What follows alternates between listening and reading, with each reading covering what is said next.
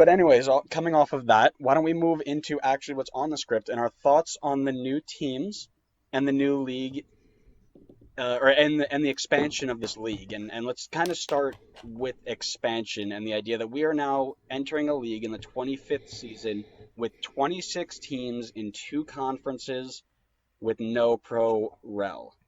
And I'm going to throw this to Adam to start. So Andrew and I have been talking kind of back and forth off air over the last couple of days as we got ready for this, but I think it's just getting to a ridiculous point as of right now. I mean, we're the only league, excuse me, that I can think of in the world that has more than 24 teams. I think is the biggest other league that I can think of, Hmm. and we have plans for at least four more that I'm aware of, if not more, as this league develops in the future. That's insane. Like that's way too many teams, especially when we don't have a relegation system. I think we get teams in their first year, like a Cincinnati, for example, that weren't great. Like I think the league probably could have done without them, and I'm always not gonna knock the expansion teams because I love seeing this sport grow. I love seeing the Cincinnati fans in their orange and blue and their fan base obviously get to support a team that's local to them, other than Columbus. But I think at some point we focus on quality over quantity. Yeah, no, for sure. That's one of the things that I was noting was yes, there's definitely way too many, and you're trending towards this idea of a league that is desperate for promotion relegation based on just how many teams there are. But you can't promote or you can't support pro rel because the fan bases that are currently present in this league will not survive if they get relegated. And I'm talking teams like Colorado, Chicago, Columbus that are only pulling like 15,000 fans now. If they went down, that team folds in a heartbeat, right? You're not sticking around to watch a second division team if you can't even pull 15K to a first division team. And that's the reason why we can't throw pro rel in there right now. But we're expanding so quickly where we're either going to suffocate ourselves or we're going to force ourselves into a pro rel before we're ready for it. And it's not a good look for the league, in my personal opinion. Yeah, that's pretty fair. I mean, I was also thinking about the what you said about like Chicago and stuff, and it's like if they did get sent down, they're not even pulling that many fans right now. Like their numbers would probably maybe even half. But then I kind of thought about it like maybe that'll be a way to encourage management to try to spend more on trying to get fans or players in. That's interesting. That's a really, that's not something I thought of. And the reason I haven't thought of it is because you have owners like Robert Kraft, for example, in New England, where these teams are second or even third on their list of priorities, where they're more worried about the football team they own or the businesses that they own, where this is, um, you know, they don't care if this team doesn't do super well because they know that it'll still be there next year. It'll still pull in decent enough numbers where they won't worry about um, the numbers that are bringing in. And I think the idea is cool. I'm just not sure it's logical at the moment. You know what I mean? Yeah, I know what you're saying. Yeah, and I think it's nice when you have all these new teams bringing in big markets in their first year, like FCC, Portland, and even NYC were bringing in these huge, huge stadiums full of people in their first year, but they aren't able to sustain it. I think the biggest number, and I guess maybe I'm a little biased using this example just because it's the closest team and the biggest rival, but NYC started off with like 25, 27,000 a game. They're dipping close to under 20K a game, and that's in a 4, 5, 6, 7, however long they've been in the league. I don't even know at this point. Um, they've slowly been decreasing their um, attendance and their numbers and their ticket sales, and that's not a good look, especially for a team in a market like New York City. That's just not a good look, and again, it's not a promising figure if you're looking at it for league development or anything like that. We don't have this soccer is life, stick with them through thick and thin lifestyle that Europe has. I mean, like I said, you see a team that can't get a stadium that is being forced to play at other stadiums, and instead of, I'm going to follow these guys till I die and they'll work it out, they're saying, all right, I'm out of here. And that's understandable at this point. But you need to allow this league to grow its fan bases instead of just forcing teams in. If you can have years where you have consistent numbers for teams over 20,000 for 2-3 years constantly, then you can look at bringing in these bigger teams and bringing in more fans like that. I mean, I think you're going to have hit or miss, right? Like you bring in a team like Atlanta. Atlanta comes in and is dropping 70,000 a game, no question. Then you bring in a team like Nashville in a similar soccer can't succeed here market, and they're struggling to even sell 70% of their season tickets. And it's again, it's almost like you're forcing things down the throat where they don't belong, and it's worrying, right? Because one wrong move in this league can go south real quick. Yeah, and I think, this is the most recent example that I think I have to give credit for because they've been the leaders ever since coming into the league is LAFC. Not sure. I know Andrew. I think you watched the documentary they made Yeah, after their first season, Connor. I'm not sure if you've seen it, so but it's unbelievable. But the level of detail and planning and just every single thing they put into building the stadium, building the club, saying, this is our group of owners and this is what we want this club to stand for, is what I think is making them such a success, despite being one of the most recent teams in the league. Like they flew a section of their supporters over to Dortmund to experience what being in the yellow wall is like, so they can recreate that as the 3252 in their stadium and try to get an atmosphere.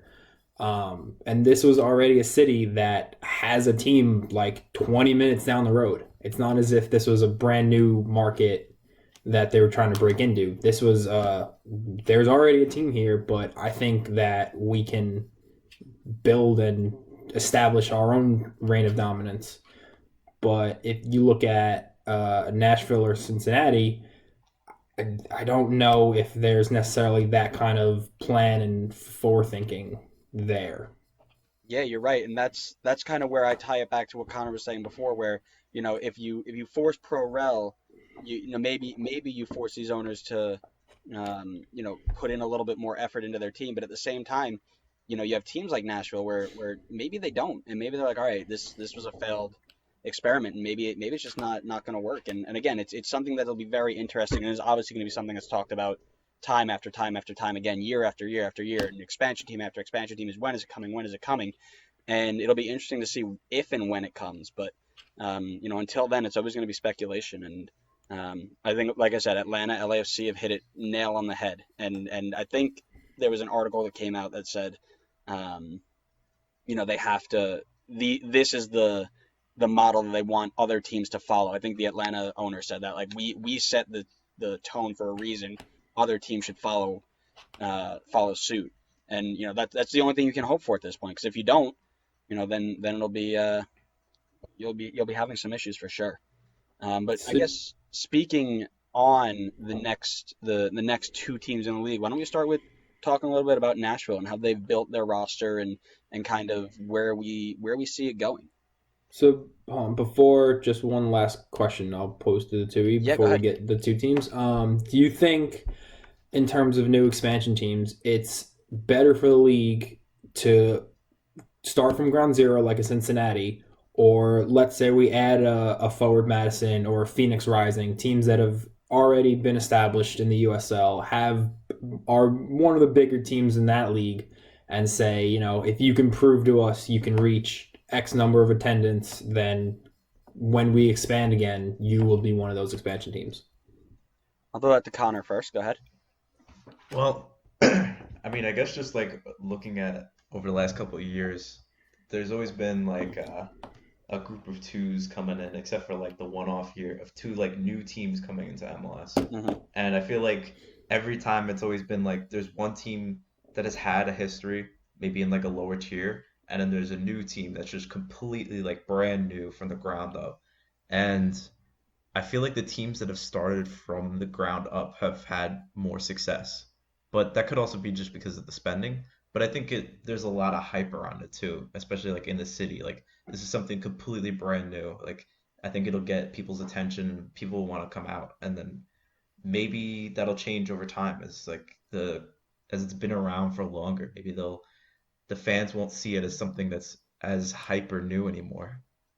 Yeah, Connor, spot. I think I'm 100% agreement with that, right? Like if you look at Adam, I'll actually kind of go against you. I think FCC was one of those teams that they brought in that was started from USL, um, Hmm. and they came up and played here, and they were matched with Atlanta, which was brand new. And it comes exactly down to Connor what you were saying is with spending, right? You've got an ownership that knows how it built its roster, how it wants its teams to play, coming from USL up, and that it needs to make a jump and needs to make a transition.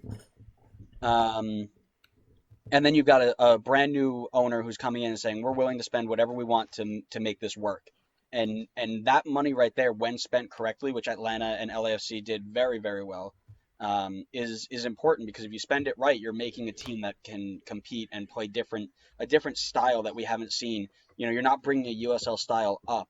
You're bringing a brand new, exciting, attacking, quick play, um, that Atlanta and LAFC have, and those are the two forefronts really. But it's super important that you have that monetary backing and the idea that you want to play exciting football and play exciting, and different, not just a USL level of get it in, dump it over, and play hard body football. It's not the way the league is trending anymore, and I think that's why it's actually really important to have, um, the monetary backing. So I don't think it's necessarily based on if you if you have experience as a team or if you're a brand new team. It's really about if you're when you make the jump or when you're planted, is your ownership ready to spend what they need to spend and sacrifice maybe a part of who they were to